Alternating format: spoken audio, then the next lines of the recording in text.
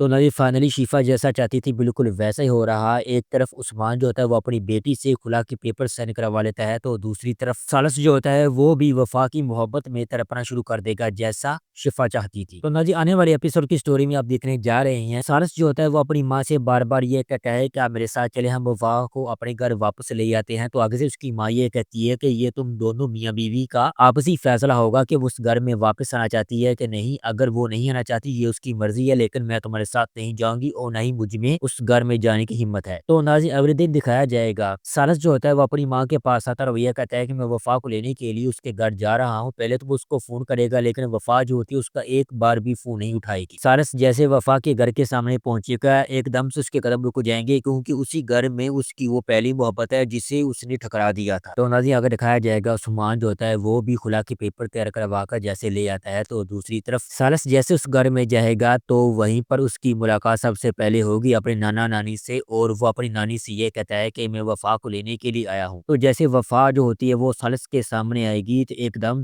سے اس کے دل کی دھڑکن تیز ہو جائے گی۔ تو دوسری طرف ناظرین دکھایا جائے گا شفا کو جب اس بات کے بارے میں پتا چلتا ہے کہ سالس آیا ہے تو وہ بھی ایک دم سے بھاگتی سیڑھیوں سے نیچے اتر رہی ہوگی۔ تو آگے دکھایا جائے گا وفا جو ہوتی ہے وہ اپنا فیصلہ سنا دیتی ہے اور وہ یہ کہتی ہے کہ میں کسی ایسے شخص کے ساتھ نہیں جاؤں گی جس نے پہلے بھی مجھے ٹھکرا دیا ہو۔ تو نئی عثمان جیسے وہاں پر خلا کے پیپر لے کر آئے گا اور وہ اپنی بیٹی سے یہ کہتا ہے کہ تم ان پر سائن کر دو، اور شفا جو ہوتی ہے وہ بڑی خوشی کے ساتھ وہ بھی سالس کی آنکھوں کے سامنے ان پیپر پر سائن کر دیتی ہے۔ تو نئی شفا جب یہ سب کچھ اپنی آنکھوں سے دیکھتی ہے اس کے دل کو ایک راحت سی ملتی ہے، اور جیسا وہ چاہتی تھی بالکل ویسے ہو رہا تھا، کیونکہ وہ چاہتی تھی کہ وفا جو ہے اب وہ سالس کو نہ ملے اور سالس جو ہے وہ وفا کی محبت میں تڑپے۔ تو نئی سالس کو جیسے وہ خلا کے پیپر ملتی ہیں تو سالس جیسے وہاں سے نکلنے لگتا ہے تو اس کے نانا جو ہوتا ہے وہ اس کو سمجھانے کا کام کرے گا، اور دوسری طرف سالس کی ماں بڑی بے صبری سے اپنے بیٹے کا انتظار کرتی ہے کہ میرا بیٹا جو ہے وہ وفا کو اپنے ساتھ گھر واپس لے کر آئے گا۔ لیکن جیسے وہ اپنے گھر میں داخل ہوتا ہے تو جب اس کی ماں یہ کہتی ہے کہ وفا کیوں نہیں ہے تمہارے ساتھ، اور جب وہ سارا ماجرا اپنی ماں کو سناتا ہے اور وہ یہ کہتا ہے کہ یہ وہ پیپر ہیں کھلا کے جو